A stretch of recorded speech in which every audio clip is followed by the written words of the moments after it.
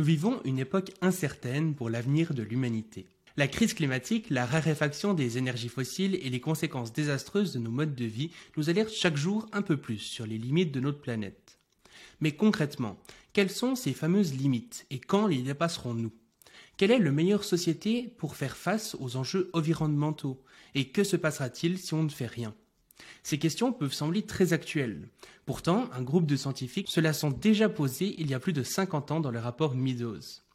Cette étude, dont vous avez peut-être jamais entendu parler, est pourtant le fondement sur lequel se base une grande partie du discours écologique actuel et est devenue au fil du temps un véritable symbole de la lutte pour un monde plus durable. Aujourd'hui, on va essayer de décortiquer ce rapport pour comprendre ce qu'il signifie pour l'avenir de l'humanité et plus généralement de la vie sur Terre.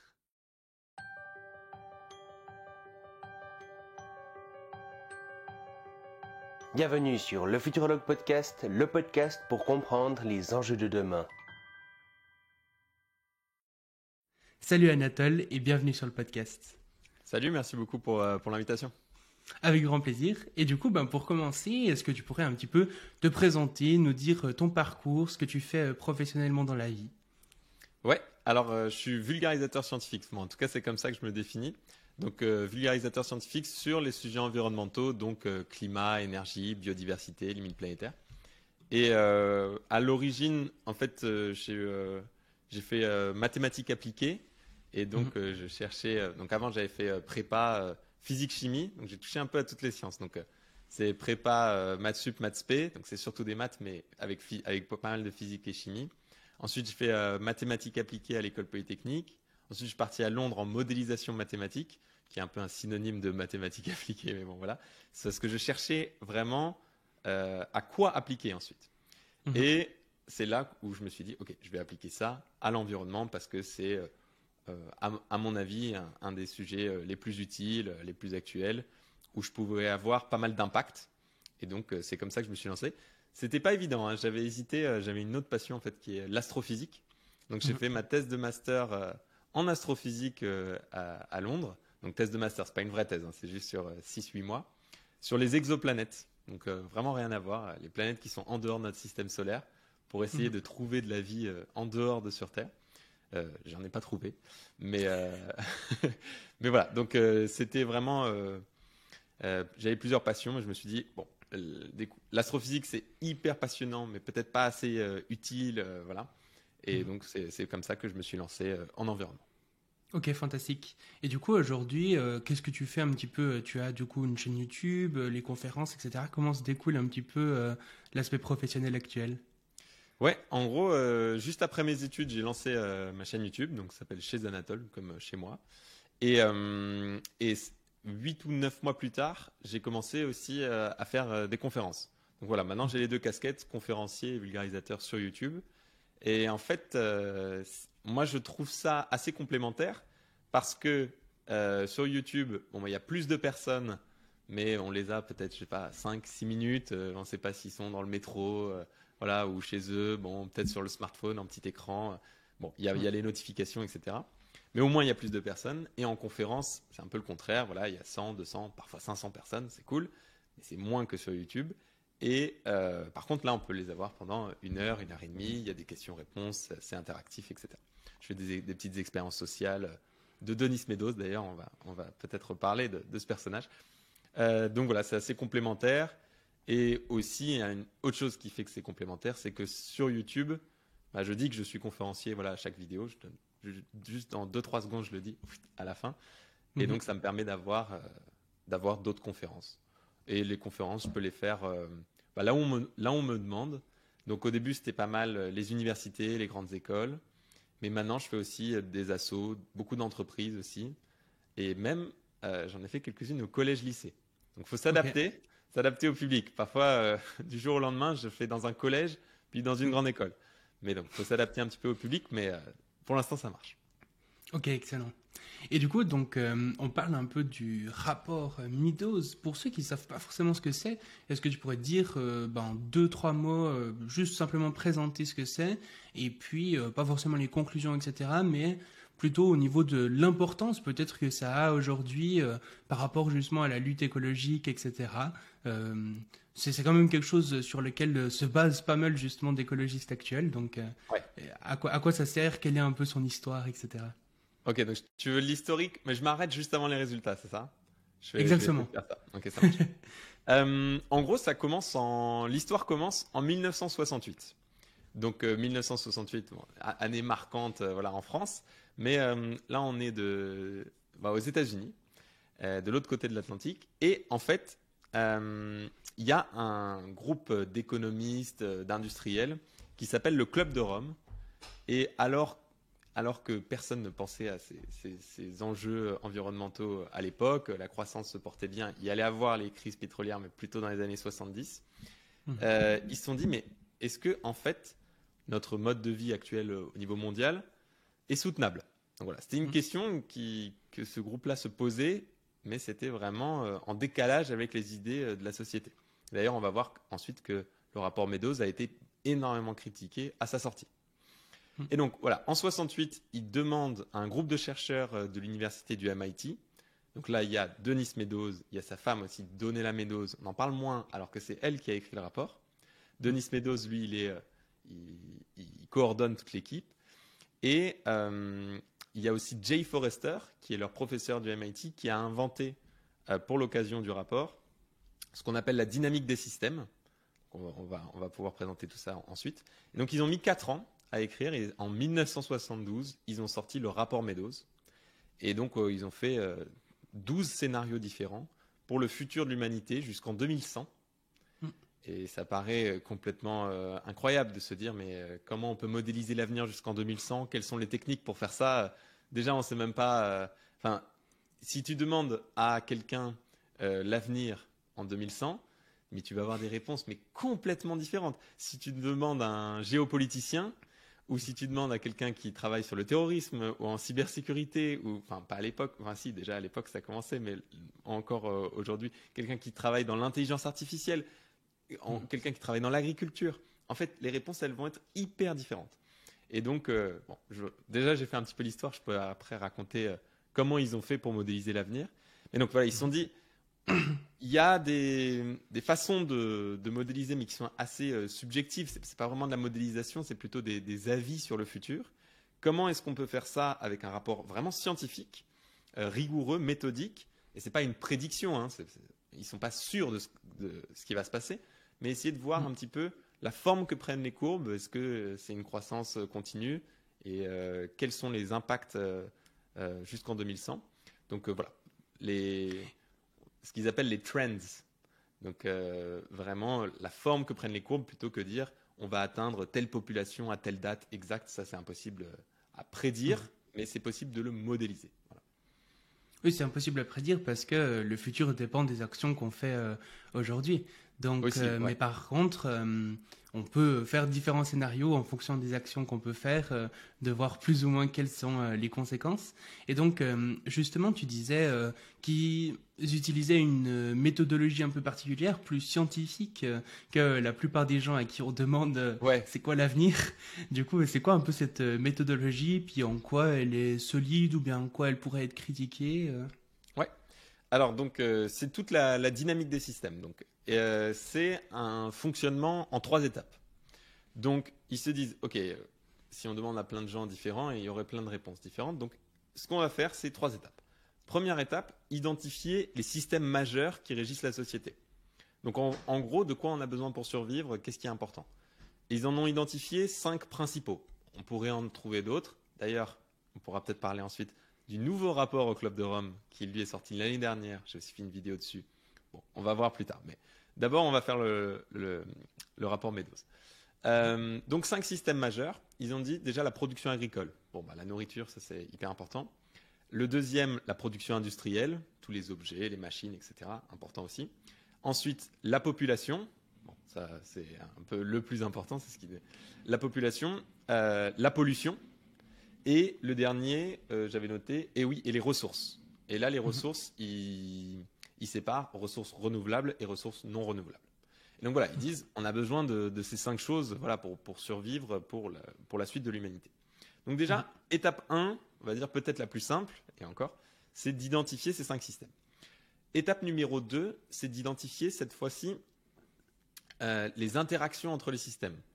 Par exemple, la pollution, on sait qu'elle va avoir une interaction avec la production agricole. Donc déjà, de savoir relier ces systèmes entre eux.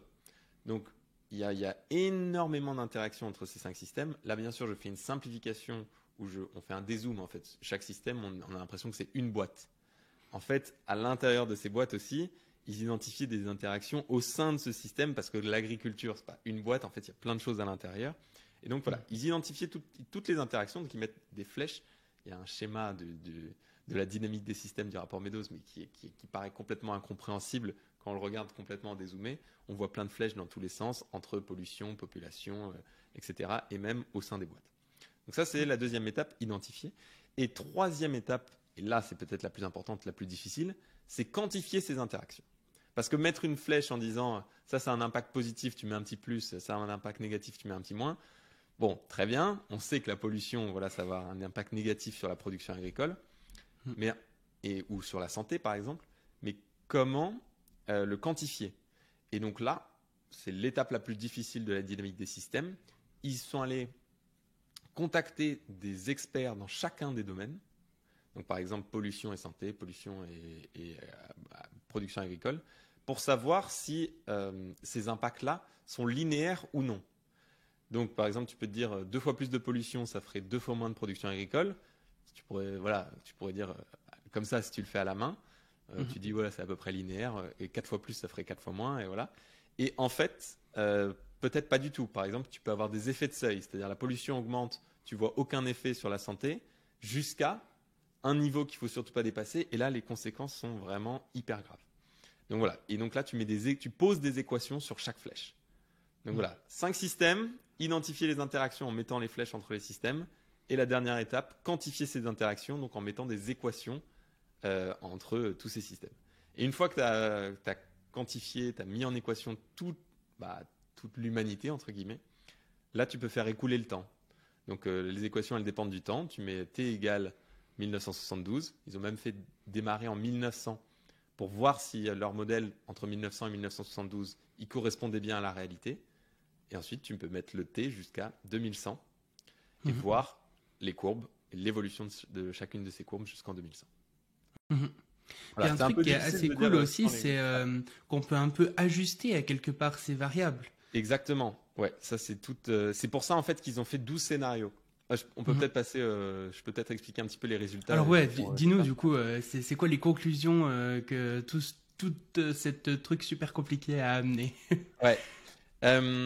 Donc en fait, eux ne connaissaient même pas les conclusions, hein, parce que voilà, ils cherchaient pendant 4 ans. Là, on a l'impression que maintenant qu'on en parle, maintenant en 2023, tu vois, on se dit oui, leurs conclusions, c'est évident, mais eux étaient, je cite, nous sommes franchement dépassés par l'énormité de la tâche à accomplir quand ils ont vu à quel point les conclusions étaient dramatiques. Alors, entre 1900 et 1972, donc là, c'était, ils ont fait démarrer en 1900, mais juste pour savoir si ça correspondait bien. Donc ça correspondait bien.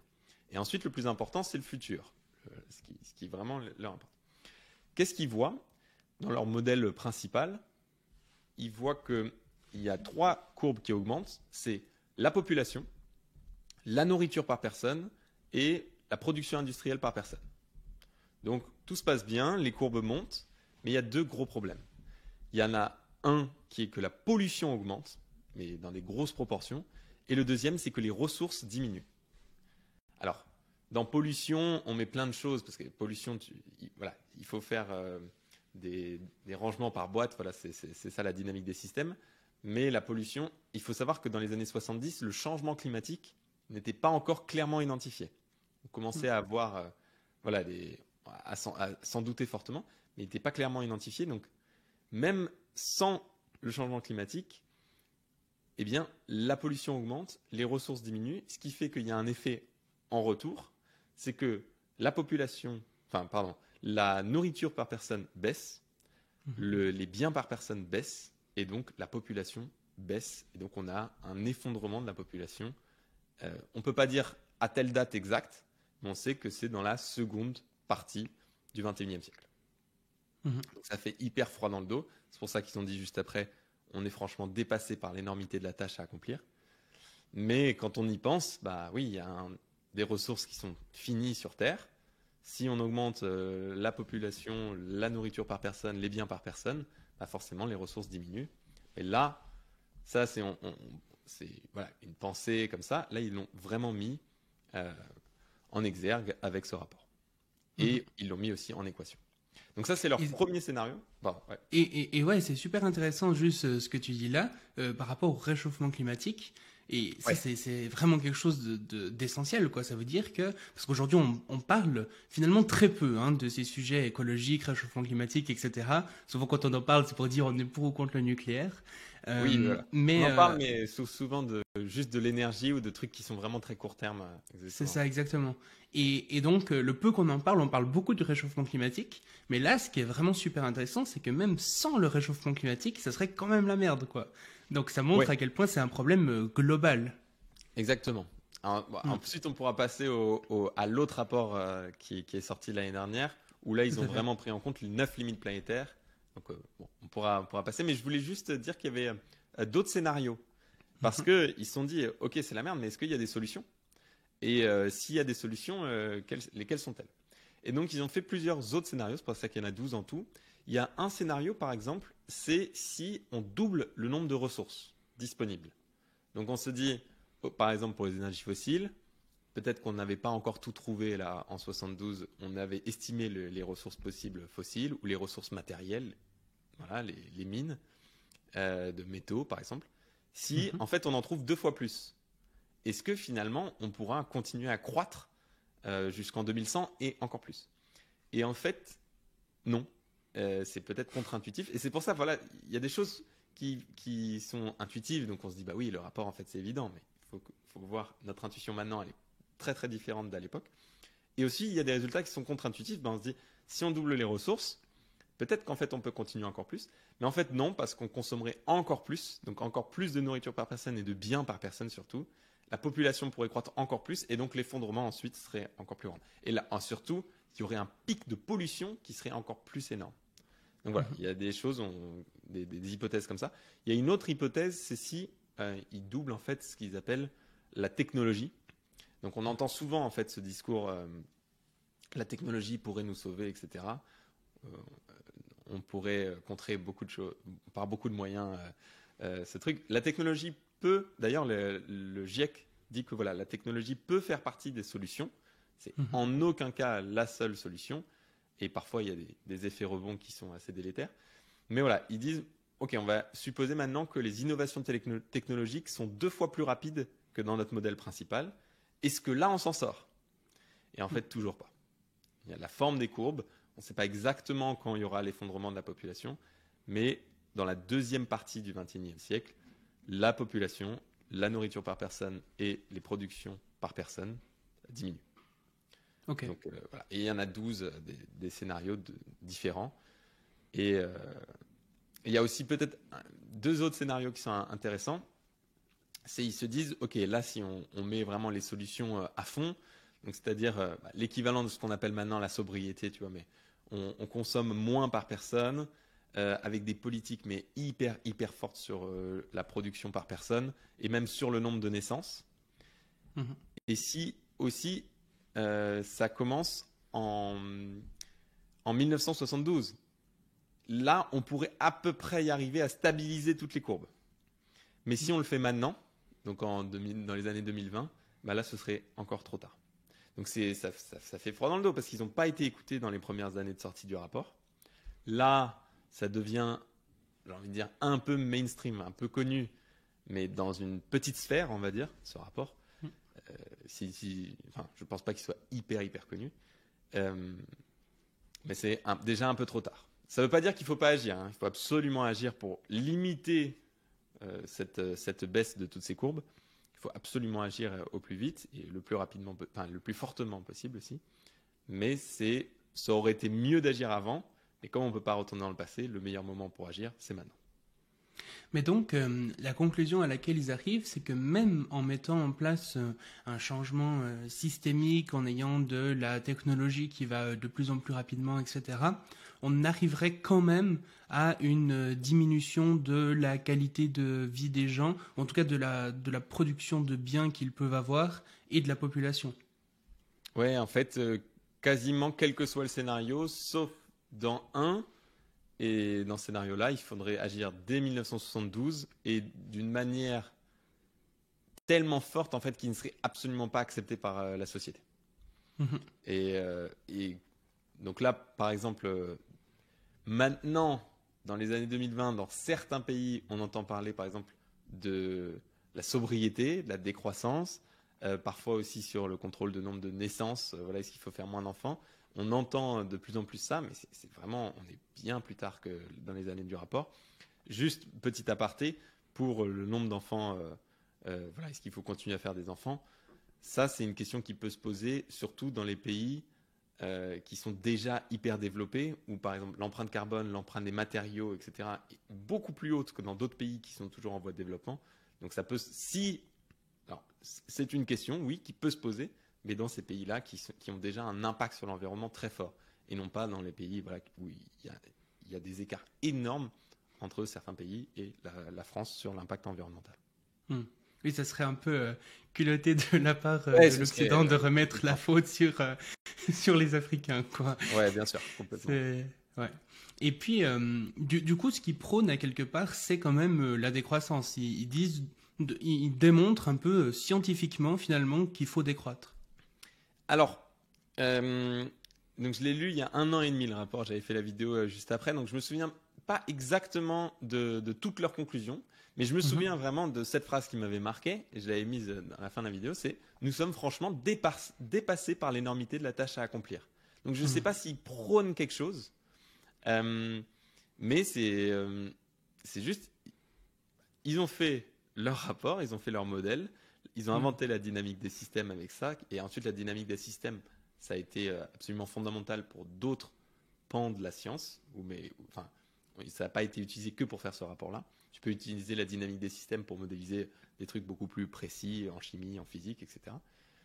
Ils l'ont fait, ils ont vu les modèles, ils ont fait tous les modèles, ils ont dit, mais maintenant, je ne sais plus s'ils prônent quelque chose, je ne pense pas. Mais c'est juste, on est franchement dépassé par l'énormité de la tâche, mais en tout cas, il faut absolument agir. Et voici des pistes, parce que tu vois, ils ont fait 12 scénarios quand même, ils n'ont pas fait juste un, et voilà, on vous laisse avec ça les politiques. Mais le truc aussi, c'est qu'ils n'ont pas été assez écoutés, malgré leurs 12 scénarios. Et donc, tu disais que maintenant, il y a eu un peu une actualisation de ce rapport qui a été fait, et puis il a été aussi un peu combiné avec justement, en prenant en compte, par exemple, du réchauffement climatique, d'autres limites planétaires, etc. Qu'est-ce que ça apporte, justement, ce nouveau rapport? Ouais, donc c'est un nouveau rapport qui s'appelle Earth for All. Donc c'est toujours le nouveau rapport au Club de Rome, donc qui est pour le Club de Rome. Pourquoi je dis que voilà, c'est une sorte de fusion entre le rapport Meadows, en gros, ils ont un représentant qui est Jürgen Randers, qui avait travaillé sur le rapport Meadows, et il y a Rockström, qui lui est premier auteur sur les 9 limites planétaires.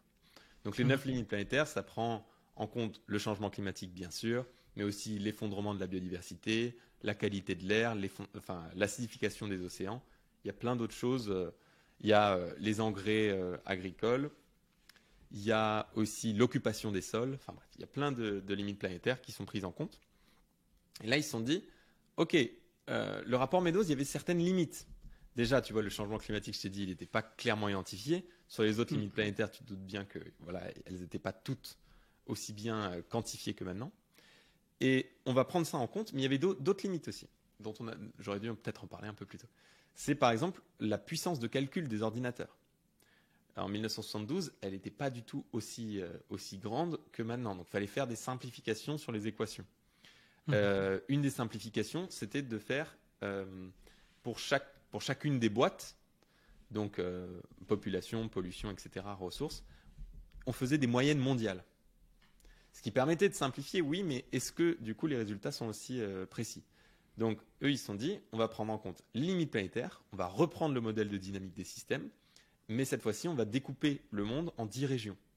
Comme ça, on va pouvoir voir les interactions aussi entre les régions et être plus précis sur les ressources, par exemple minières, les ressources renouvelables et non renouvelables, sur l'eau, par exemple, et ça dans les différentes régions. Donc ça, c'est vraiment un gros apport. Ce nouveau rapport, quasiment personne n'en a parlé. Les rapports du GIEC, on en parle un peu, mais celui-là, pas du tout. Je pense peut-être savoir pourquoi. Il est, à mon sens, beaucoup plus critiquable que le rapport Meadows. Déjà, ils sont un peu moins humbles. C'est-à-dire que, je t'avais cité la conclusion du rapport Meadows, ils sont franchement dépassés par l'énormité de la tâche. Là, sur Earth for All, ça me fait penser à Science for All là, que tu as interviewé récemment. Eh bien, tu vois, rien que sur la première page de couve, il y a écrit un guide de survie pour l'humanité au XXIe siècle. Avec guide de survie en majuscule, un peu comme sur un titre de vidéo YouTube. Donc, voilà, ils mettent des paillettes et tu te dis, ils sont plus confiants de leurs résultats, ils sont moins humbles dans leur démarche. Et il y a aussi autre chose qui se voit, peut-être qui est assez critiquable, c'est qu'il n'y a que 2 scénarios. Donc là, c'est comme s'ils avaient fait une simplification. Donc là, par exemple, j'essaye de vulgariser le rapport Meadows, qui est complexe, mais voilà, donc, j'ai fait une vidéo là-dessus et là, j'essaye de le faire en ce moment. Mais c'est bien d'avoir ces 12 scénarios parce que là, on est sûr que niveau scientifique, ils sont allés vraiment au bout. Et ensuite, c'est soit aux gens de le lire, de s'informer, aux politiques aussi de le faire, soit de vulgariser et d'expliquer voilà, les différents scénarios. Mais là, c'est comme s'ils avaient sauté une étape, ils étaient passés direct à la vulgarisation. Voilà le paradis, voilà l'enfer. Le premier scénario, c'est l'enfer, rien ne se passe bien. Et voici les 5 solutions un peu miracles et tout ira bien si on les suit. Donc voilà, un peu moins rigoureux à mon sens.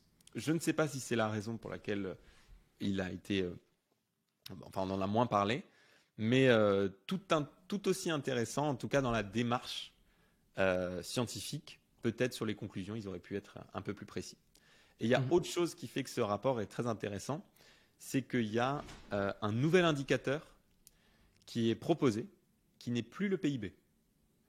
Et ça, c'est assez fort. On entend pas mal de critiques sur le PIB, qui n'est pas représentant, qui n'est pas vraiment corrélé au bonheur.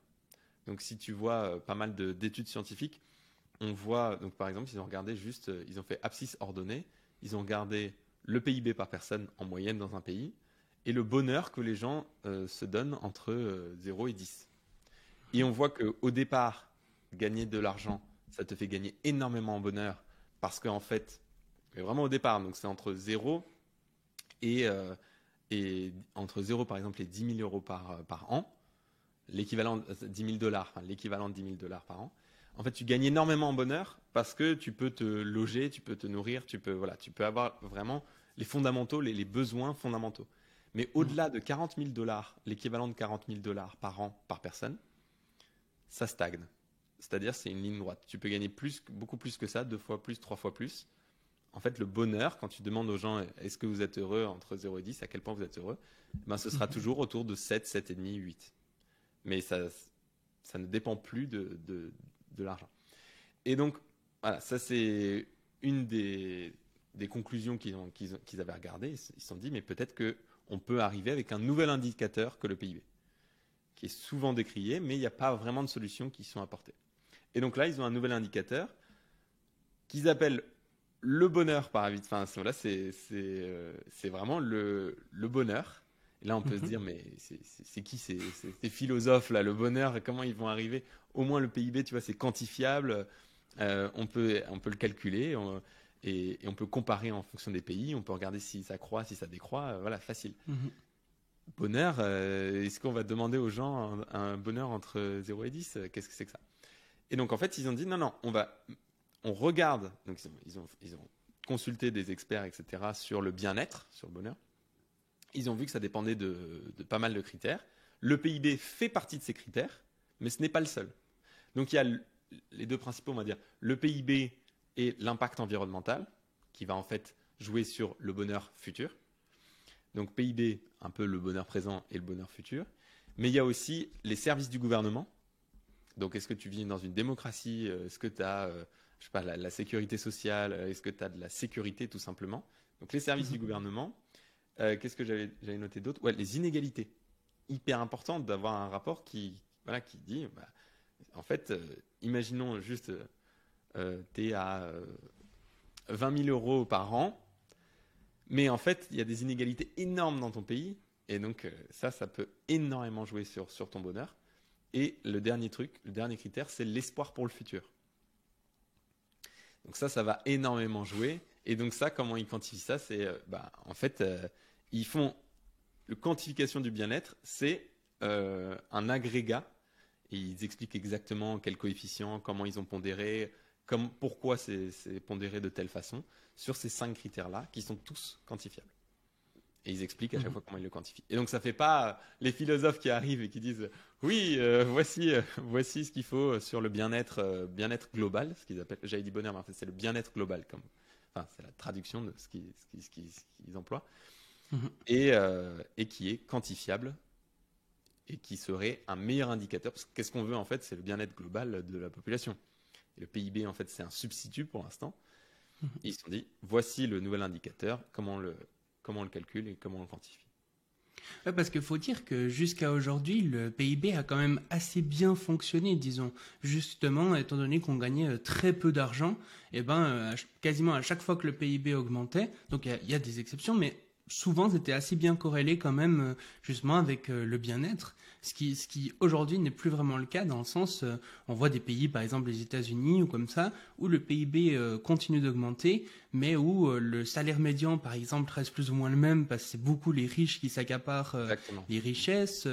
On voit que, par exemple, des maladies comme l'obésité, le cancer ou ce genre de choses peuvent augmenter, la dépression, alors même que le PIB continue d'augmenter. Donc on voit peut-être que ça reste même, je ne sais pas à quel point, mais un indicateur pertinent pour des pays justement qui sont en dessous de cette limite. Donc là, tu parlais de 40 000 $ par an. Mais en tout cas, pour des pays qui ont dépassé cette limite pour la majorité des habitants, il faudrait trouver un autre indicateur, quoi. Et là, ils en proposent un. Et ce que je trouve très rigolo dans l'indicateur qu'ils proposent, c'est que ça correspond très très bien à une philosophie morale particulière, une sorte de sous-courant du welfarisme, donc la philosophie qui dit que ce qu'il faut maximiser, c'est le bien-être. Et puis c'est un peu de la liste objective, quoi. Ça veut dire que on va faire une liste de tout ce qui constitue le bien-être et on va essayer de maximiser chaque partie de cette liste, quoi.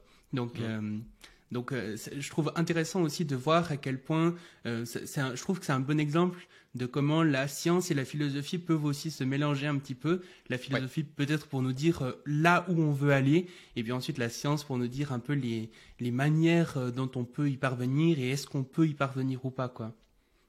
Oui, mais c'est sûr que tu es obligé d'avoir un indicateur qui est quantifié.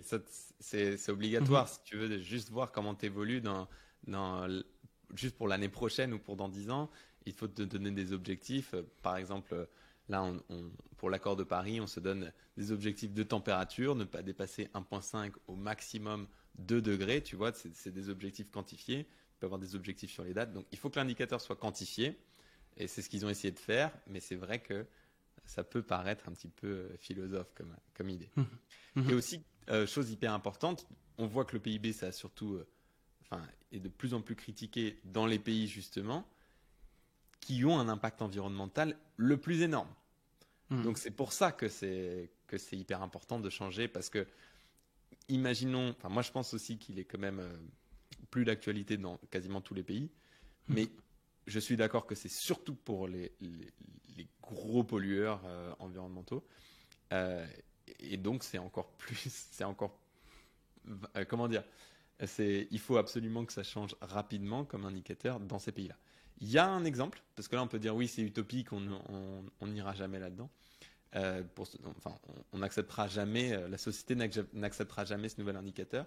En Nouvelle-Zélande, donc voilà, qui est quand même un pays avec une économie forte, le PIB n'est plus du tout le seul indicateur.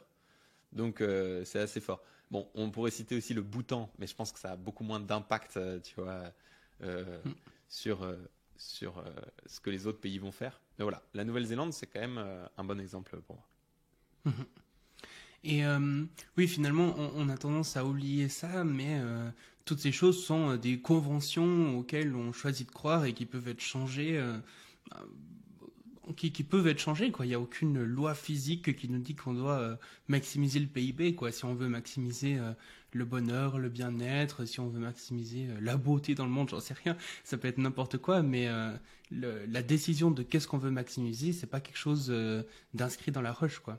Donc, ouais. Et puis, justement, par rapport à ces rapports, est-ce que ils font globalement assez consensus? Est-ce que la plupart des gens sont d'accord avec? Ou est-ce qu'il y a quand même eu des grosses critiques? J'imagine que quand on dit que peu importe ce qu'on va faire, ça va être la merde, j'imagine qu'il y a des gens qui doivent dire, qui doivent être fâchés contre ça parce qu'ils veulent que l'avenir soit bien.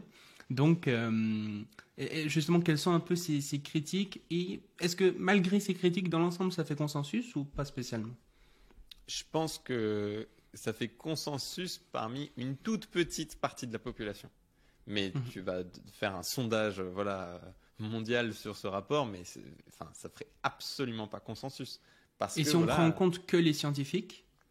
Ah, parmi les scientifiques, ouais, beaucoup plus. Mais Okay. parce que ce qui fait... En fait, là, je parle beaucoup plus du rapport Meadows que l'actualisation où j'ai déjà un peu expliqué les limites du nouveau rapport. Mais sur le premier, oui, en fait, ce qui fait pas consensus, c'est les gens qui exagèrent les conclusions du rapport, qui par exemple vont parler que d'un scénario, du scénario principal, et qui vont essayer de mettre des dates, de quantifier exactement pour dire c'est une prévision du rapport Meadows. Et ça, c'est quand tu déformes le message, bien sûr, le message déformé fait plus du consensus. Mais le rapport, original, lui, j'avais recherché d'ailleurs les critiques, parce que ça m'intéresse énormément à chaque fois, les critiques des rapports. Et j'étais tombé sur... c'était un lobbyiste fossile des années 70. Bon, forcément, il n'était pas du tout d'accord, tu vois. Il dit non, mais la croissance, il y a toujours eu, ça va toujours bien continuer, c'est n'importe quoi. Et 30 ans plus tard, j'ai oublié le nom de ce lobbyiste fossile, il faudrait que je le retrouve. 30 ans plus tard, il s'est ravisé. Parce que, c'est sûr que dans les années 2000, on avait déjà des conclusions on avait aperçu des prémices de ce que disait le rapport dans les années 70, de ce que modélisait le rapport. Donc oui, c'est sûr qu'il y a eu des critiques, et tu en trouveras encore aujourd'hui. Tu as encore beaucoup de climato-sceptiques aujourd'hui. Dans les derniers sondages de 2019 pour le World Economic Forum, tu en as encore un tiers, ou plus précisément, en fait, on demande le changement climatique est causé majoritairement par quoi? Tu en as 67% qui disent que c'est l'homme. Et ensuite, je ne sais plus exactement, il y avait 27% qui disent que c'est des phénomènes naturels et 6% qui disent que le changement climatique n'existe pas. Donc même si on a l'impression, parfois on peut être dans une bulle où on est dans les enjeux environnementaux, on est à fond. En fait, c'est sûr que dans la population, ça ne ferait même pas consensus parce que rien que sur ça, tu vois que ça fait consensus. Le technosolutionnisme, il est encore hyper présent à la radio, à la télé, etc. Donc c'est une grosse différence de faire consensus chez les scientifiques et parmi la population. Là, il y a d'autres débats énormes sur la place des sciences dans le débat public, etc. La peur que peut causer un rapport scientifique. Les gens qui se disent non mais les maths c'est pas pour moi, la physique c'est pas pour moi. C'est tout un autre enjeu qui est énorme et qui est encore plus énorme avec les enjeux environnementaux qui arrivent. Et tu vois la même chose à peu près pour les rapports du GIEC, qui là c'est vraiment encore le consensus scientifique, il est encore plus fort pour les rapports du GIEC et pour la population, qui n'est pas du tout, parce que le groupe 1 du GIEC, donc sur la base scientifique, dit que c'est sans équivoque que l'influence humaine a réchauffé l'atmosphère, les océans et les terres. Donc c'est sans équivoque, c'est nous. Et je t'ai cité le sondage, il n'y en a que 67%, 2 personnes sur 3, qui sont d'accord avec la base scientifique. Donc c'est sûr que parmi la population, rapport du GIEC ou rapport Meadows, ça ne fait pas consensus. Mais c'est en train de le devenir de plus en plus consensuel, mais ça ne le fait pas encore du tout. Oui, puis je pense que quelque chose qui fait qu'il est quand même assez consensuel parmi les scientifiques, c'est notamment justement qu'il a été fait il y a quand même presque 50 ans maintenant, même plus, et que finalement on peut voir du coup où on en est par rapport aux courbes. Est-ce que le rapport a bien prédit les choses ou pas? Et les courbes, même si elles sont un petit peu différentes, mais c'était prévisible qu'elles soient différentes, c'est pour ça qu'il y avait tous ces scénarios différents, etc. euh, Elles sont quand même dans l'ensemble assez correctes, quoi. Ouais, alors il faut voir parce que justement, il y a eu une étude de l'université de Melbourne dans les années 2000, je crois que c'était 2007 ou 2008, qui essayait de voir si les courbes, si on suivait exactement les courbes. Mais ça, c'est une mauvaise manière de faire à mon avis parce que justement, dans le rapport Meadows, ils me disent, ils n'ont même pas mis d'échelle, ni sur les dates, ni sur les niveaux de pollution atteints ou sur la population atteinte. Et donc, c'est quelqu'un qui s'est amusé à mettre une échelle pour voir, le max, il serait à 11 milliards d'habitants ou 12 milliards selon les scénarios, etc. Mais eux, ils voulaient même pas faire ça. Eux, ils disaient juste, on va regarder les mécanismes qui sont en jeu pour au moins les comprendre, voir ce qui pourrait se passer, mais on ne dit pas que la pollution va atteindre la pollution, il faudrait voir en plus comment mais on va dire juste sur la population, que ça va atteindre tant de milliards en telle année. Donc, il y a des gens qui ont essayé de voir si les courbes étaient vraiment exactes. En plus, il y a tellement de scénarios, donc ils ont regardé quel scénario s'approchait le plus de la réalité en 2007 ou même là en 2023. Mais à mon avis, ça n'a pas vraiment de sens. C'est plus quels sont les mécanismes principaux en jeu qu'on n'avait pas du tout en tête en 1972 et qu'encore malheureusement pas mal de gens n'ont pas en tête aujourd'hui. Et on entend beaucoup ces derniers temps le terme de la théorie de l'effondrement, la collapsologie, ce genre de choses. Est-ce que on peut dire que le rapport Meadows est de la collapsologie, une sorte d'étude scientifique de l'effondrement?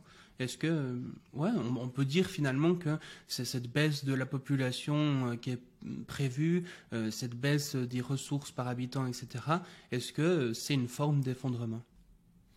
Ouais, c'est en tout cas dans pas mal des scénarios, c'est une forme d'effondrement. Enfin, quand tu vois que la population diminue de plusieurs milliards, ainsi que le niveau de vie et que la nourriture par habitant, ça c'est absolument un effondrement. T'imagines en plus une fois que ça c'est en moyenne mondiale, faut bien voir que c'est en moyenne mondiale. Donc les conflits que ça engendre, les guerres, les migrations. Donc oui, c'est vraiment un effondrement civilisationnel. Alors je suis pas expert ensuite de tout ce qui est d'actualité sur les théories de l'effondrement, mais je sais que on va dire, c'est une nouvelle personne, c'est une nouvelle figure. À la base pour ces personnes-là, il y a le rapport Meadows et elle le cite assez souvent. Mais ce que j'aime beaucoup moi, en tant que vulgarisateur scientifique, en tant que scientifique de base, c'est que c'est pas quand on entend la théorie 2, on se dit ok, c'est juste une idée, un farfelu ou je sais pas quoi. Non, il y a vraiment une base scientifique qui est là, qui est solide. J'aurais aimé qu'elle soit réactualisée de manière aussi solide. C'est dommage. Mais en tout cas, l'autre rapport est quand même hyper intéressant à analyser. J'aurais aimé que ce soit de façon aussi solide. Mais en tout cas, c'est une base scientifique qui est derrière. Et puis, du coup, on pourrait dire qu'il considère que l'effondrement, est quelque part, est inévitable. Et puis que la seule chose qu'on va pouvoir faire, c'est diminuer au maximum les conséquences de cet effondrement. Mais de toute façon, il va avoir lieu. Alors, il y a une grosse différence entre effondrement et effondrement. Je m'explique. C'est-à-dire que par exemple, on entend aussi souvent ce truc, par exemple, pour le climat. On dit, mais de toute façon, on ne va pas respecter l'accord de Paris. De toute façon, on va être au-dessus des 2 degrés. Donc, ne faisons rien. On entend souvent ce discours. Si c'est plus 3, plus 4, de toute façon, ce sera au-dessus de plus 2, donc ça ne change rien. Sauf que, si c'est la catastrophe et qu'on est au-dessus des plus 2, pour l'instant, là, avec les Climate Action Tracker, donc les scientifiques qui regardent où est-ce qu'on va avec les politiques actuelles en place, c'est plus 2,7 degrés en 2100. On serait bien au-dessus des plus 2 degrés. Mais les conséquences, si on arrive à baisser jusqu'à plus 2,2 seulement, tu vois, entre guillemets seulement, ce serait un monde tellement meilleur que plus 2,7. qui serait lui encore bien meilleur que si on est à plus 3,5 ou plus 4,5. Donc voilà, c'est Valérie Masson-Delmotte, qui est coprésidente du groupe 1 du GIEC, qui dit chaque dixième de degré compte, quoi. Et donc c'est pas, en fait, notre cerveau, il dit c'est 0 ou 1 un petit peu, tu vois, soit c'est effondrement ou pas effondrement. Mais en fait, non, il y a plein d'effondrements qui sont complètement différents, de la même manière qu'il y a plein de températures qu'on pourrait atteindre en moyenne globale. Entre plus 2 et plus 3 degrés, le monde change complètement. Donc si on arrive à chaque dixième de degré compte, comme dit Valérie Masson-Delmotte.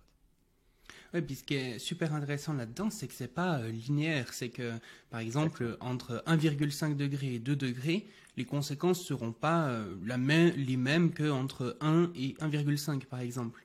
À Exactement. chaque dixième de degré en plus, ça va faire une sorte d'exponentielle comme ça des conséquences qu'il pourrait y avoir. Et ça, c'est aussi le cas pour certaines autres limites planétaires. Et en fait, moi j'ai une question par rapport à justement tous ces trucs d'effondrement, etc. Qu'est-ce que tu penses un petit peu des mouvements qui vont dire, ok, il y a un effondrement, etc., mais même que cet effondrement à quelque part est souhaitable? Est-ce que vraiment, il y a presque des gens qui sont là un peu en mode, ah mais le système actuel, c'est vraiment pas bien, regardez tout ce qui va pas. Finalement, un effondrement, ça ferait un peu une sorte de reset du système. Est-ce que tu penses que c'est quelque chose de pertinent ou pas du tout? Non, moi je suis pas du tout d'accord, avec ça. En fait, ce que j'aimais bien justement avec la réactualisation du rapport Meadows, c'est qu'on revenait un peu aux fondamentaux. Qu'est-ce qu'on veut? C'est le bien-être global pour le plus de monde possible sur Terre. Ça paraît vraiment utopique, ça paraît bisounours de dire ça, mais qu'est-ce qu'on veut vraiment? Et quand on y pense, c'est ça. Et donc, de se dire, bon, bah, il va y avoir des milliards et des milliards de personnes en moins sur Terre, et que ce soit finalement bénéfique. Je ne comprends même pas qu'on puisse se dire ça. Voilà, je suis complètement pas d'accord avec ça. Je pense que voilà, là on parle vraiment d'un système, c'est la dynamique des systèmes. Ce système peut changer. Il y a énormément de freins au changement, énormément. Parce qu'on voit déjà que la population n'est pas d'accord avec tous ces changements. Donc les politiques qui sont élus par cette population, dans certains pays, encore une fois, dans certains pays démocratiques, ne sont aussi pas d'accord, parce qu'ils présentent des lois pour se faire élire par cette population qui n'est en général pas d'accord pour l'instant. Et il y a énormément d'entreprises qui ne sont pas d'accord, il y a des lobbies, etc. Le changement, il va être hyper lent, mais je préfère mettre toute mon énergie dans ce changement-là plutôt que de se dire finalement un effondrement, ce serait pas si grave. Ça, non, pas du tout. Je suis pas du tout d'accord avec cette idée. Oui, aussi, du coup, moi je trouve ça effectivement assez étonnant également parce que un effondrement, et quelque part, même si on se dit que le système actuel n'est pas parfait, etc., je pense que c'est important de reconnaître qu'il y a des systèmes qui sont bien pires que l'actuel, de la royauté, des choses où il y avait encore beaucoup plus de discrimination, de violence et des conditions de vie bien pires que dans l'actuel. Et le fait de se dire qu'un effondrement va forcément amener après à une société qui est mieux qu'aujourd'hui, c'est vraiment pas quelque chose qui me paraît évident, et vraiment même au contraire, parce que dans l'histoire, les moments où les gens ont faim, où la population diminue, etc., c'est souvent là où sont apparus les régimes les plus autoritaires, les plus violents, etc. Donc je pense que ça fait plus peur qu'autre chose, et cette vision un peu accélérationniste où certains disent de toute façon il faut que l'effondrement arrive même le plus vite possible et que ce soit même le plus violent possible pour être sûr qu'il reste rien du système actuel et puis qu'on puisse vraiment faire changer les choses, et qui vont même chercher explicitement à accélérer la problématique pour que ça arrive le plus tôt possible. Enfin, je trouve que c'est vraiment dangereux, quoi. Ouais, je suis d'accord avec toi, je trouve ça dangereux, mais pour moi, ils sont quand même assez minoritaires. Enfin, qui ont ce point de vue-là, je vois des gens, par exemple, qui parlent de l'effondrement, des dangers de l'effondrement. Ça, j'en écoute beaucoup aussi. Mais avec ce discours-là que tu dis, j'en ai pas beaucoup vu. En tout cas, c'est peut-être personnel. Mais en tout cas, ça me paraît très dangereux comme idée de vouloir accélérer cet effondrement, absolument. Mhm. Et puis finalement, pour finir un petit peu avec ce rapport Meadows, etc., j'aimerais qu'on... Et puis de manière générale aussi, ton avis là-dessus, justement, par rapport à notre rapport à la technologie, finalement. Ouais. Dans le sens que... il y a des critiques qui peuvent paraître pertinentes, en tout cas en premier abord. Par exemple, tout ce qui concerne Malthus, où on va dire, ah oui, Malthus, une personne qui avait prévu qu'il y aurait un effondrement justement de la population parce qu'on n'aurait plus assez à manger. Et il n'avait pas prévu l'arrivée de l'agriculture moderne, qui a permis de faire des rendements complètement délirants par rapport à ce qu'il y avait à l'époque et qui a permis de continuer à croître la population. Donc, est-ce qu'on ne pourrait pas imaginer justement comme ça qu'il y ait quelque chose comme l'agriculture moderne est apparue avant, aujourd'hui quelque chose d'autre qui permette de faire la même chose et puis finalement de continuer sur la même lancée? Alors, je pense que tu poses la question, mais tu as une idée de la réponse. Alors là, j'ai plein de choses à dire. Donc, il y a le GIEC qui parle de la technologie et de ce que ça peut apporter. Et il y a aussi l'effet rebond. Et il y a aussi l'histoire. Donc, on va commencer par l'histoire. La technologie, en fait, si on regarde notre pollution mondiale par an, en fait, la pollution, si on regarde juste pour le climat, pour faire simple, pour essayer d'avoir un discours un peu simple, sur les émissions, il y a énormément d'émissions, en fait, qui se sont faites, mais à cause de cette technologie. C'est-à-dire, on émet quand on se déplace, donc la voiture, l'avion, surtout. Quand on mange, l'agriculture avec surtout la viande rouge. Quand on se chauffe avec le chauffage qui est encore beaucoup mondialement au fioul, au gaz et au charbon. Et donc les trois énergies fossiles. Et donc voilà, cette technologie qui a permis justement de sortir les énergies fossiles du sol et de faire ces émissions mondiales qui sont absolument énormes. Donc la technologie a son rôle. Voilà, ça, c'est le rôle historique. L'effet rebond ensuite, et ensuite on va partir au GIEC. On va parler du GIEC. L'effet rebond, c'est quoi? On va prendre l'exemple de la 5G. La 5G, pour une même quantité de données qu'on consomme, elle émet moins de gaz à effet de serre, prend moins d'énergie, donc elle émet moins de gaz à effet de serre que la 4G. Donc là, on peut se dire, c'est bien, ça a une avancée technologique, ça va permettre de moins émettre. Problème, il y a le Haut Conseil pour le climat, donc les experts scientifiques français qui justement conseillent le gouvernement sur la réduction des émissions dans pas mal de domaines. Là, ils ont fait un rapport sur la 5G et ils disent, mais en fait, il va y avoir un effet rebond. C'est-à-dire que oui, pour une même quantité de données consommées, on émet moins. Mais qu'est-ce qui va se passer? C'est que on va, on va pouvoir télécharger beaucoup plus rapidement, on va pouvoir streamer un peu partout, etc. Eh bien, ce ne sera pas la même quantité de données qui sera consommée. Cette quantité-là va exploser.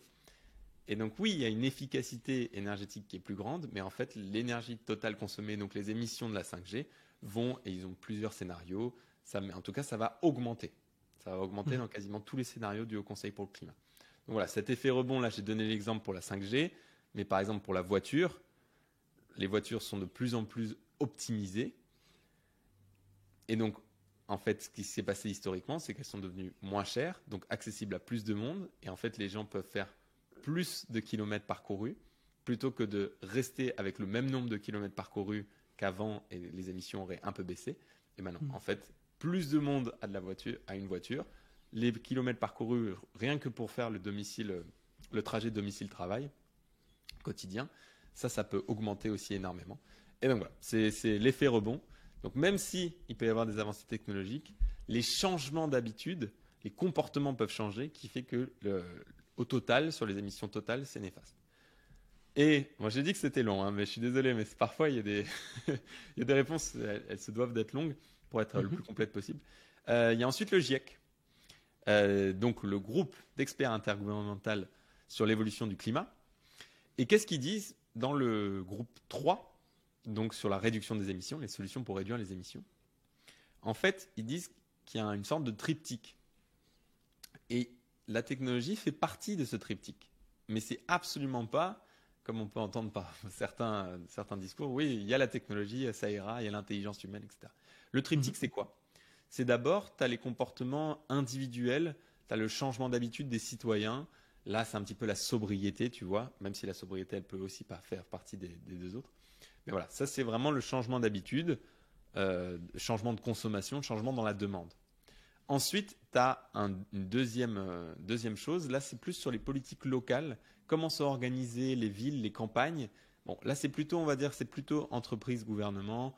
Ou qu'est-ce qu'on peut faire? Imaginons, est-ce que tu as un réseau de transport en commun qui est assez dense, etc. Ça, tu peux pas le faire au niveau individuel. Donc, c'est plutôt politique, les entreprises qui doivent faire ça. Et ensuite, le troisième triptyque, là, c'est de la technologie. Donc, ça fait partie d'un triptyque. Il faut faire hyper attention à ce troisième pilier. Et juste un petit exemple, ils disent, après, ils regardent pour chaque secteur ce qui peut être fait. Et donc, par exemple, pour le secteur du bâtiment, bon, bah, tu regardes chacun des trois piliers. Individuel, bon, bah, ça, c'est changer, enfin, c'est juste baisser le chauffage, par exemple. Ça peut émettre beaucoup moins de gaz à effet de serre. Au niveau des politiques, etc., c'est est-ce que le chauffage est collectif ou individuel? Est-ce qu'il est au fuel, au gaz, ou est-ce que c'est pompe à chaleur, etc. Et le troisième, la technologie. Là, tu te dis, alors c'est quoi la technologie miracle dans le bâtiment? En fait, c'est pas forcément une technologie miracle. Ça peut être juste l'isolation massive des bâtiments, qui n'est pas du tout faite au niveau mondial. Même en France, elle n'est pas du tout assez rapide. D'après le Haut Conseil pour le climat, qui a fait aussi un rapport sur le bâtiment. Et donc voilà, c'est pas forcément des technologies de dingue du futur avec de l'IA ou des trucs où on peut se penser c'est ça. Ça peut être appliqué bien sûr sur l'isolation du bâtiment, mais c'est juste que des technologies qui existent déjà sont pas encore mises en place à grande échelle. Voilà pour la réponse. Voilà, on a eu l'historique et là on finit par le GIEC en passant par l'effet rebond. Et ouais, ce rapport à la technologie est vraiment intéressant parce que, bah, comme tu le dis, il y a des gens, ils sont là en mode on va rien changer, juste la technologie, c'est tout bon. Et puis, à l'inverse, parfois, il y a un peu cette idéalisation des peuples premiers qui étaient en accord avec la nature, etc. Alors que c'est pas vraiment le cas. Et puis, eux aussi détruisaient un peu leur environnement. Et donc, je trouve intéressant justement ce que nous disent ces rapports scientifiques qui disent finalement, ben, évidemment, la technologie est une des choses sur lesquelles on peut agir. Et puis, si on peut améliorer l'efficacité des choses, si on peut développer de nouvelles énergies, si on peut même faire de la technologie qui peut aider à la sobriété, ou bien même peut-être, dans certains cas, faire de la captation de CO2 ou ce genre de choses, c'est des choses qui peuvent aider, mais ça ne va pas suffire en soi. Il faut aussi un changement d'objectif, un changement systémique, quoi, quelque part. Et, alors sur la captation du CO2, c'est encore un autre. Là, je vais pas me lancer là-dessus. J'ai aussi fait une vidéo sur ce sujet, mais sur la technologie, on peut penser plus, par exemple, au déploiement des énergies renouvelables, tout simplement, parce que juste pour citer le GIEC, pour respecter l'accord de Paris, il faut diminuer d'ici 2050 par rapport à 2019. Le charbon, il faut faire moins 95% sur le charbon, moins 95%, hein, c'est énorme, enfin quasiment éradiquer le charbon, moins 60% sur le pétrole par rapport à ce qu'on fait actuellement, et moins 45% sur le gaz. Donc, sachant que dans toute l'énergie primaire qui est consommée mondialement, il y en a 83 à 84% qui est fossile. Donc ces trois-là. Donc c'est absolument énorme ce qu'il faut faire. Il y a le mix énergétique mondial qui a changé complètement et qui a décarboné complètement. Et il y a aussi cette demande totale en énergie qui pour l'instant augmente énormément encore. Eh bien, il faut aussi que cette demande baisse. Donc c'est vraiment les deux qu'il faut faire et en parallèle parce que c'est complémentaire. Et puis par rapport à ce mouvement un peu intellectuel qu'on voit justement un peu ce qu'on appelle l'écomodernisme, le fait de croire justement que grâce aux technologies on va pouvoir avoir une sorte de découplage, en fait qu'on va pouvoir continuer à augmenter le PIB tout en diminuant nos impacts sur le CO2. Alors dans certains cas, dans certains pays très particuliers, etc., ça a effectivement eu lieu, mais dans des échelles et des proportions qui ne sont pas du tout celles auxquelles on doit arriver aujourd'hui.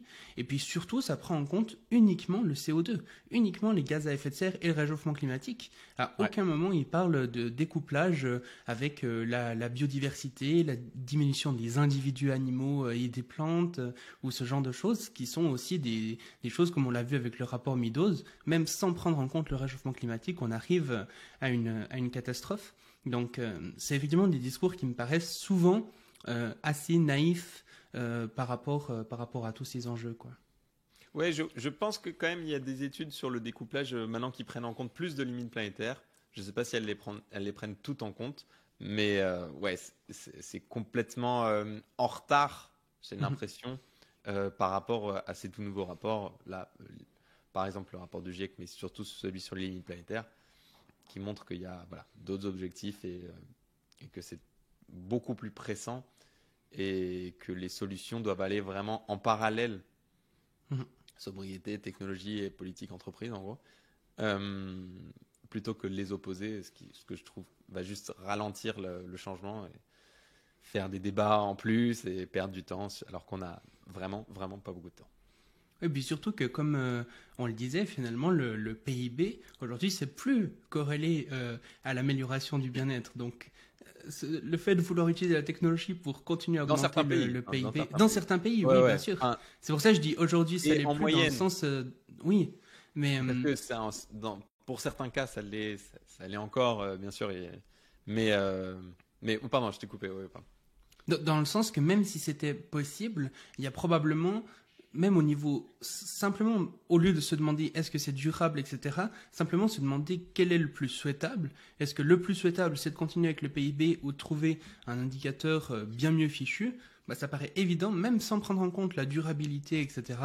Je pense que c'est pas... Enfin, on arrive à un stade de développement où c'est intéressant vraiment de chercher activement un nouvel indicateur, quoi.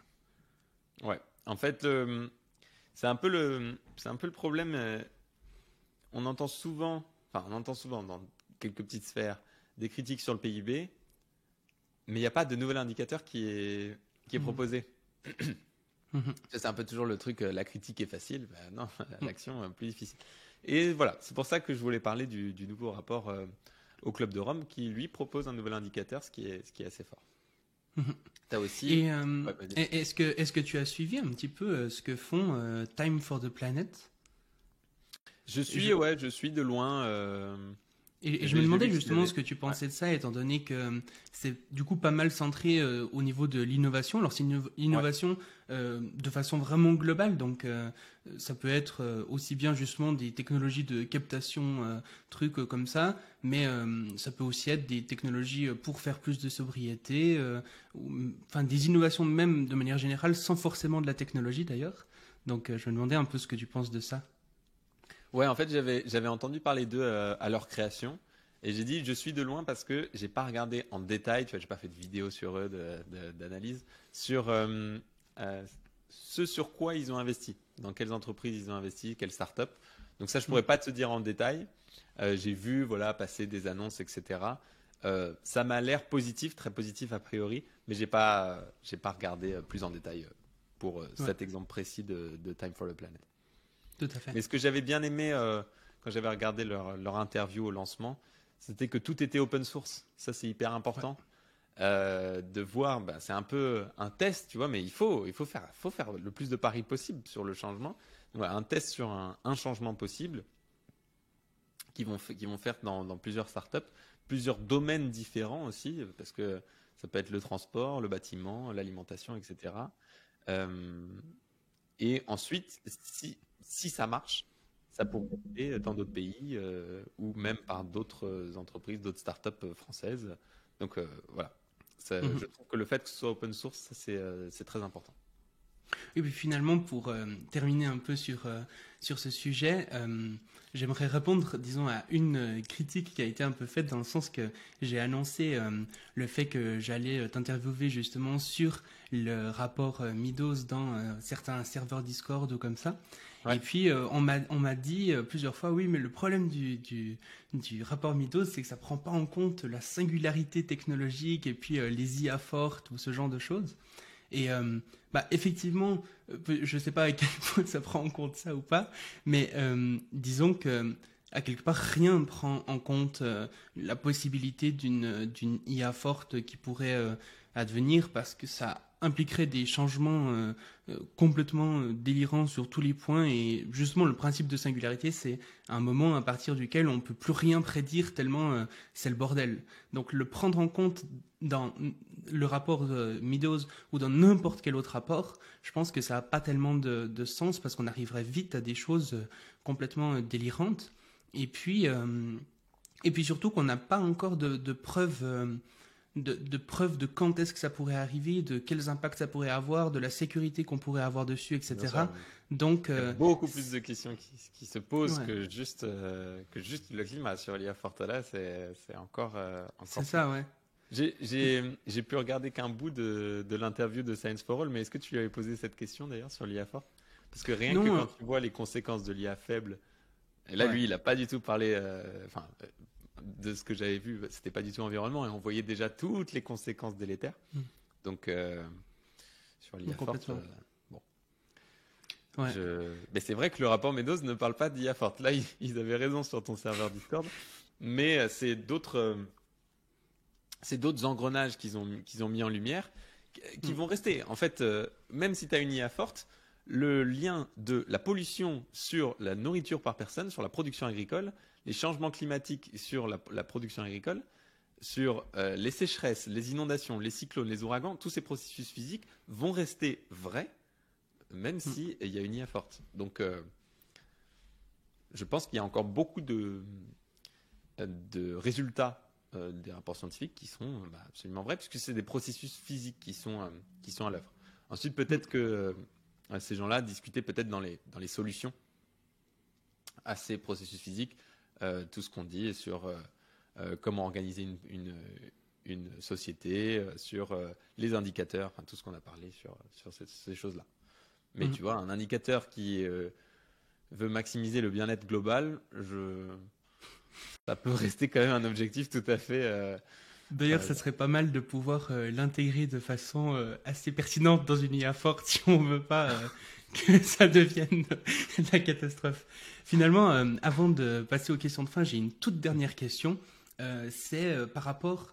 Donc on voit, je trouve, avec ces rapports que tu nous as présentés, l'importance finalement de voir la politique à plus long terme, et puis par rapport à ce dans quoi on est maintenant, qui est très électoraliste, où les gens vont chercher à mettre des petites choses finalement, mais qui impactent très peu l'avenir à long terme. Et puis l'importance des prospectivistes aussi, des futurologues, pour faire tous ces calculs, pour voir à quoi pourrait ressembler l'avenir.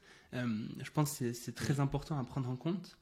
Et à quelque part, je pense que des gens qui pourraient tomber sur cette interview pourraient, sans forcément avoir conscience de tous ces enjeux, pourraient arriver à un truc un peu, à quelque part fataliste, dans le sens, quand on voit justement, comme tu le disais, beaucoup de la population qui n'est pas encore du tout consciente de ces enjeux, celles qui sont conscientes de ces enjeux n'aient pas conscience de l'impact absolument incroyable que ça peut avoir. Et puis finalement, on voit aussi qu'il y a tout un tas de verrous institutionnels qui bloquent le changement, etc. Ce qui fait dire quand même qu'il y a de grandes probabilités que même en faisant des changements radicaux, comme tu l'as dit, ça risque d'aller extrêmement mal. Et on a l'impression qu'on va même pas vers ces changements radicaux. Donc, quel impact ça a un peu sur toi, cette conclusion? Est-ce que tu la partages? Est-ce que tu la partages pas? Est-ce que tu penses que c'est toujours possible de faire quelque chose? Et est-ce que c'est possible d'avoir une santé mentale qui se tient quand on a conscience de tout ça? Je sentais, ouais, je ne voyais pas trop où allait ta question. Je me suis dit, est-ce qu'il va me poser la question sur la santé mentale? Alors, comment trouver une réponse? Je vais citer un scientifique qui a bossé sur James Webb Space Telescope, Mhm. parce que je trouve ça incroyable. J'ai vu une interview de scientifique. Au moment, donc James Webb, ça va être, il a été déployé depuis, mais à l'époque, il n'avait pas encore été déployé au moment de l'interview. Et il y a quelqu'un qui lui pose la question, ok, il va y avoir le lancement pour ce nouveau télescope qui va bouleverser, mais vraiment, qui a commencé à déjà bouleverser l'astrophysique. Est-ce que vous êtes stressé? Est-ce que vous êtes stressé? Est-ce que vous êtes paniqué? Parce que si le lancement rate, c'est vos 15 dernières années qui tombent en ruine sur vos recherches scientifiques. Et il a dit, non, je suis pas stressé, parce que moi, j'ai fait absolument tout ce que je pouvais. Ensuite, le lancement, c'est une autre équipe qui s'occupe de ça. Et voilà, ce n'est pas à moi de stresser. Et je trouve ça absolument fou, parce que moi, à sa place, j'aurais été mais complètement stressé. Et j'ai absolument adoré sa réponse. Je me souviens plus du nom du chercheur. C'était sur la chaîne YouTube Science Everyday. Donc voilà, je pourrais le retrouver. Tu pourras le mettre en description peut-être. Mais je trouve ça, c'est pour la santé mentale, etc. C'est oui, quand tu lis tous ces rapports, en plus, voilà, moi, c'est mon quotidien de vulgarisateur scientifique. Donc j'en parle, je fais les conférences, je prépare des vidéos. Là, la prochaine qui va sortir dans quelques jours, c'est sur le futur de l'agriculture. Tu vois, ça fait aussi assez froid dans le dos, l'impact de l'agriculture sur les limites planétaires et surtout, et dans l'autre sens, par exemple, les conséquences du changement climatique sur l'agriculture. Donc ça va dans les deux sens. Donc là, on peut dire santé mentale, c'est compliqué. Mais voilà, je fais mon maximum. Voilà, je sais que l'impact il va être assez petit, mais je fais mon maximum. Je fais tout ce que je peux faire. Et tu peux pas non plus stresser voilà, toute la journée sur ça. Donc voilà, merci de me poser la question sur la santé mentale. Elle va plutôt bien, même si je suis pas positif pour le futur. Mais voilà, au quotidien, j'essaye de faire le maximum. Et cette interview-là m'avait vraiment... ça avait fait un petit déclic dans mon cerveau. Je me suis dit, mais oui, en fait, tu fais le maximum et ensuite, on verra ce qui pourra arriver. Et ben justement, la première question de fin que je pose à tous les invités, c'est quand tu t'imagines le futur, que ce soit à court terme ou à long terme, est-ce que tu as l'impression que il sera plutôt positif ou plutôt négatif? Est-ce que tu es plutôt optimiste ou plutôt pessimiste? Ouais, moi je suis plutôt pessimiste, mais c'est vraiment pas une opinion, tu vois, je le fais pas avec des trucs très subjectifs. Ah oui, parce que j'ai discuté avec telle personne ce matin. Non, c'est en regardant, en analysant les rapports qui parlent de ça le plus scientifiquement possible. Et donc je constate et j'essaie de vulgariser ces rapports. C'est pour ça que je suis plutôt pessimiste. Ouais. Et est-ce que c'est aussi le cas à long terme? Ah, la première question, c'était à court terme. Ça veut dire quoi? Combien d'années, court terme et long terme? Bah, disons, par exemple, est-ce que tu dirais que en 2150, est-ce que tu es plutôt optimiste pour 2150, par exemple? C'est du long terme, assez Ouais. moyen terme, quoi. Ouais, je vois. Non, je le suis pas. Je le suis pas. Non plus. Mais, Ok. Non, non plus. Ouais. Mais enfin, j'essaye d'allier une santé mentale ok et en même temps, bah tu vois, ces rapports ils vont jusqu'en 2100, mais bon, tu comprends un petit peu où va 2150 quoi. Tout à fait, Mais ouais. voilà. Et puis pour Voilà. l'an 3000, du coup. Pour l'an 3000. Il n'y a pas eu de rapport là-dessus, donc j'ai pas d'opinion. Non, là, je pense enfin, on n'en sait rien pour l'an 3000. Personne n'en sait rien. Donc, je me prononce pas. Voilà. Ok, magnifique. Et puis, justement, si je te forçais à être optimiste, comme ça, je te donnais toutes les clés de l'univers et puis que tu pourrais faire la société idéale, vraiment celle que tu voudrais, en gros, à quoi ça ressemblerait? Quelle est ton utopie? Quel est mon Ah, ça, c'est une très bonne question.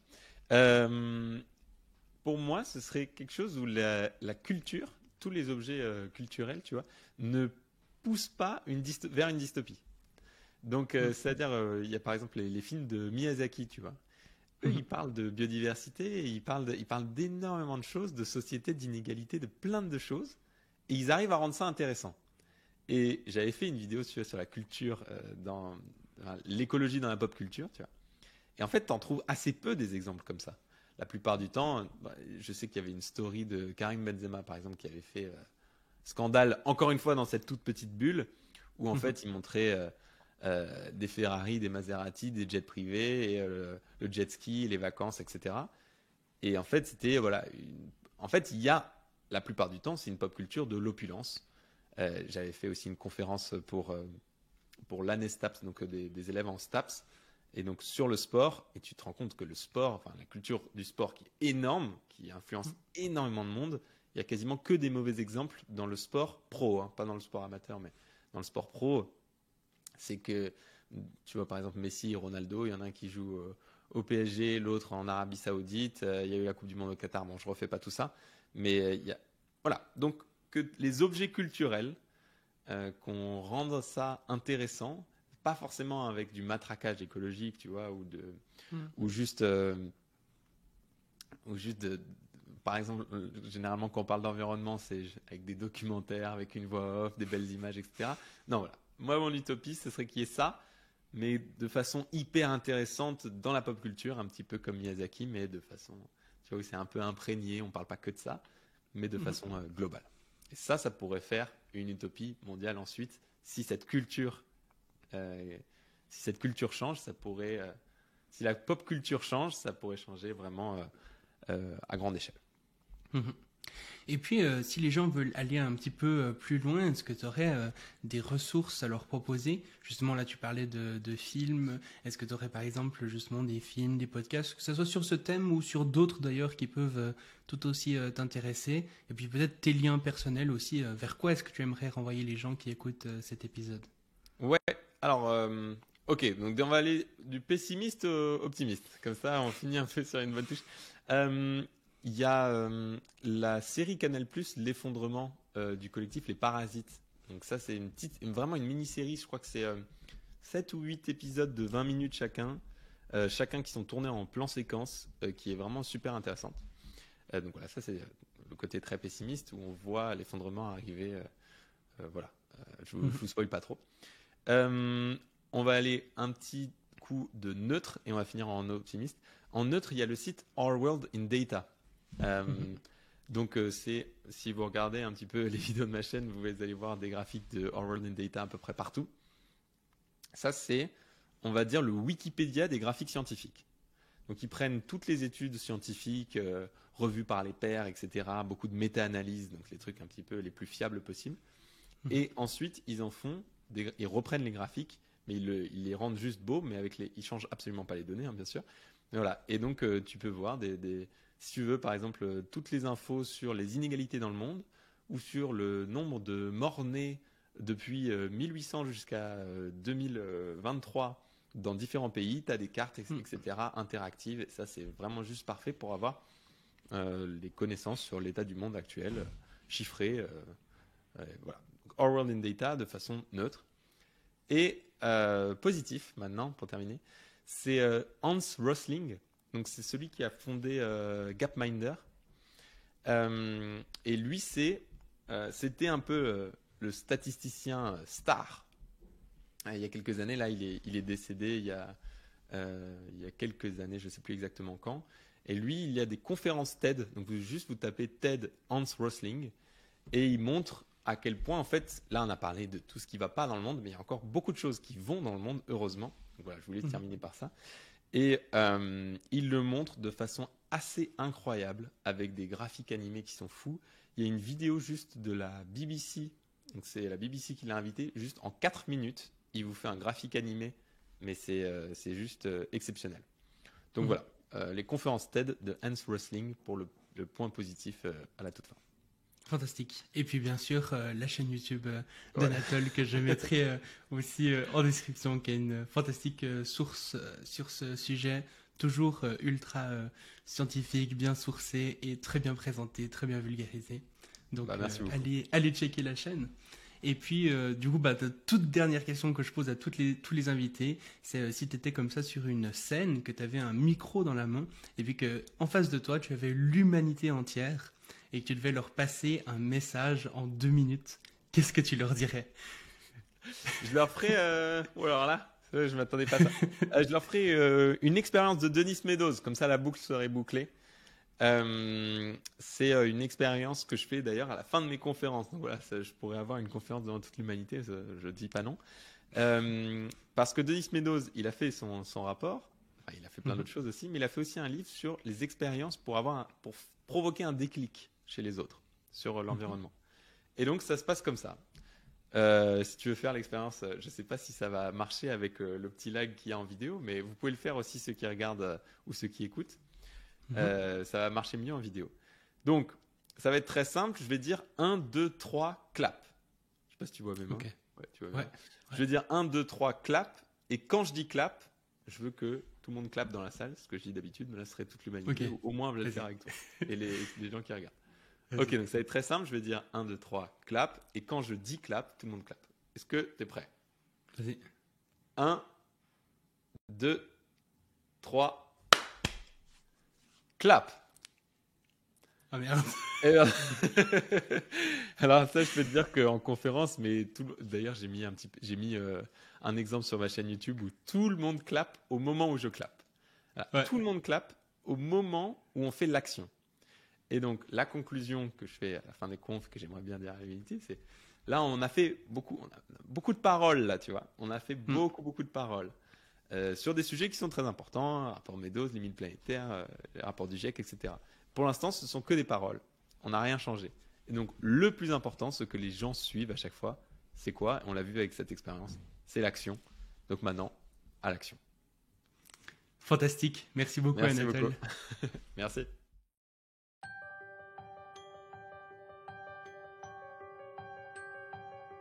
Merci d'avoir écouté le Futurologue Podcast, le podcast pour comprendre les enjeux de demain.